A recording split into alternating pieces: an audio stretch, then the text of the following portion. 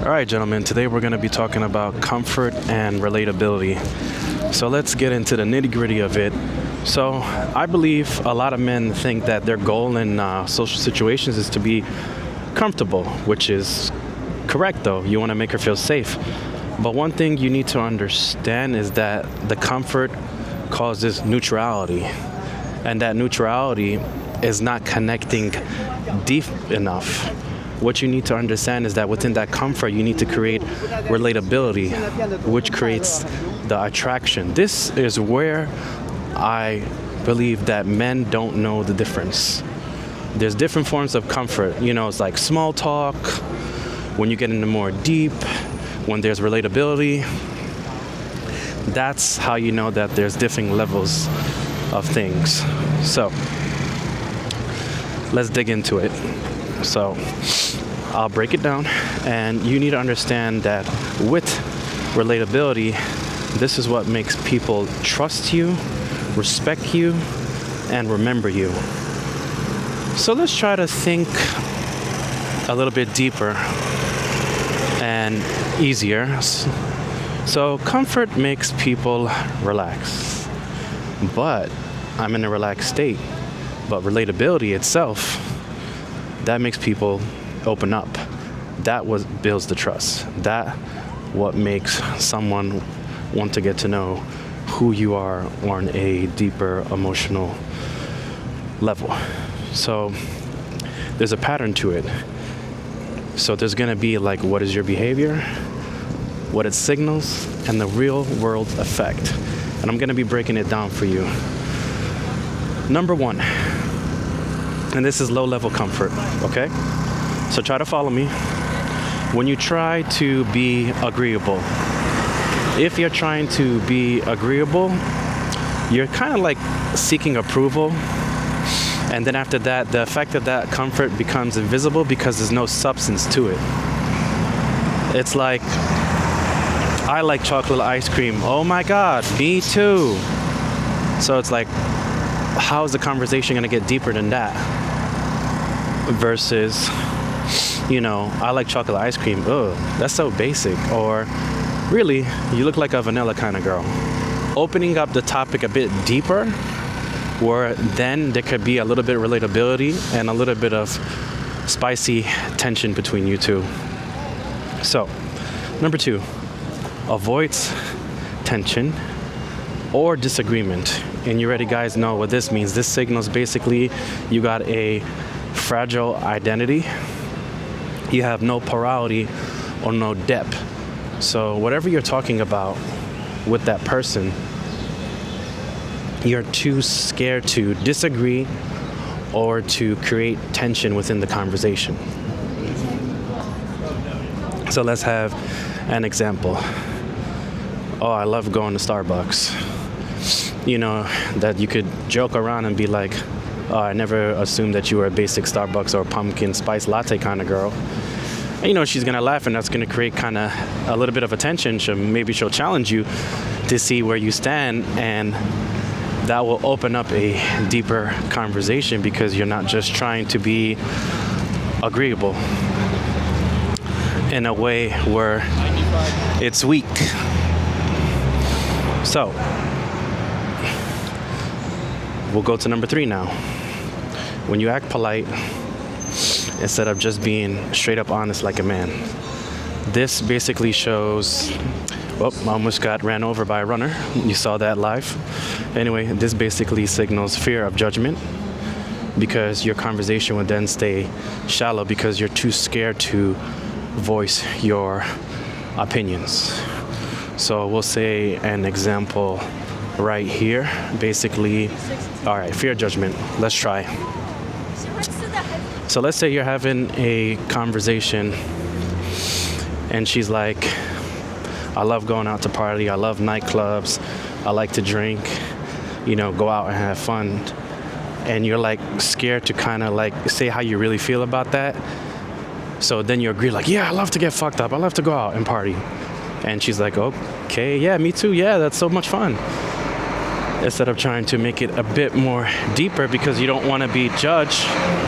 Where like a person who like doesn't like to go out and party, be like, you know what? I value time with friends and family. I go out once in a while, a little bit wine in a chill lounge, because he doesn't give a fuck. He don't care that if he's seen as like a boring loser, which in her mind then signals, oh shit, he's not trying to frame himself within the idea of what I'm speaking of.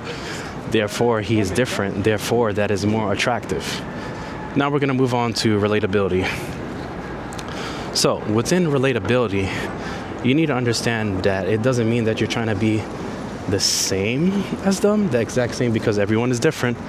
Not everybody is the same, but there's a chance to be a human in front of them, a person, an individual. That's where the relatability comes in.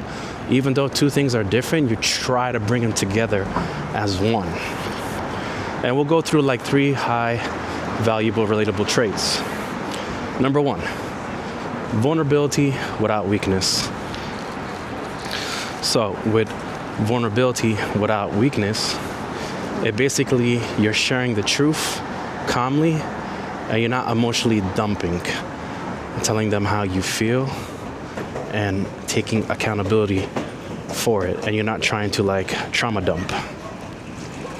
So when you're having like a deep conversation, you understand what is going on between you two. Say for example, like you had a great date, you just want to be raw and honest, be like, you know what, I really like your personality, you're fun and outgoing, we had a great time, even though that we're a little bit different. I appreciate the fact that you accept who I am. And you see, I'm not trauma dumping. Whether you two are different in different kind of ways, the fact that you're accepting who you are and not trying to make excuses for it, that is attraction. Number 2, owning your flaws and self-awareness. Basically, you're admitting who you are, what you are, and how you are as a person without, self-deprecating. You're not trying to make your excuses for lack of height, lack of social awareness, or race, money, whatever the fuck it is. You're just owning who you are as a person, and whoever you're talking to will see it as attractive, because it's not like, let's say for example, and I've seen this even with myself back in the day and other clients who did not make too much money, she would say, what do you do for work? She'll have like some baller ass 200K job, and then I'll tell somebody like, I'm trying to cross the street right now, but the car, so hold up. Anyway, baller ass 200K job, and the guy would be like, oh, I'm a server, or he'll joke around, I'm a janitor.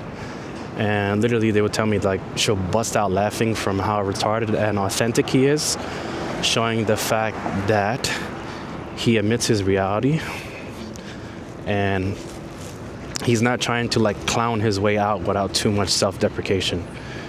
And then, after the joke is aside, he'll be like, okay, yeah, I work as a receptionist, front desk, customer service. But the main thing is that he's owning himself. 3, holding your honest emotional presence. What you say is actually what you say within the words of your speech and your tone. Holding yourself accountable. This is me. This is who I am. These are my beliefs. These are my values. Take it or leave it. Oh. Almost got myself hit by a car. Okay. So, moving on. So, we're talking about the nervous system right now. So what you got to understand is that with comfort behavior comes from fear, and in yourself as a man, you're trying to not disturb that environment because you're afraid to shatter the reality within itself. So the relatability, higher form of comfort, comes from ownership. When you are grounded enough to show who you actually are. And I believe that's where the authority comes in, with your regulation of your inner core, your presence within your sub-communication of your posture and high-value behaviors. So remember, take this insight with you. If you feel comfortable around people, but don't feel comfortable who are people that are not connected to you, you are being safe, and that is not relatable at all. So try to have a reframe of your mindset. Instead of trying to say like the right thing, say the real thing. I'm gonna say it again. Instead of trying to say the right thing, Say the real thing. That is where you have presence. That is where you're calm. That is where you're grounded without performing. If you're talking to like a hot girl, be straight up with her. You know what? Fuck it. I'm gonna be honest with you. I'm nervous to come up to you and talk to you, but I had to come and say hello. Or, you know what? I don't agree with what you say, but I get where you're coming from. This shows strength and not lack of insecurity. You're basically owning who you are. Oh shit, the Hermes store. Damn, man. All the Drip Avenue stores. Let's move on. Yeah, so before we end this episode today, put in your mind that comfort does not create connection. Relatability does. I wish you well. Salute, and I'll see you gentlemen in the next one.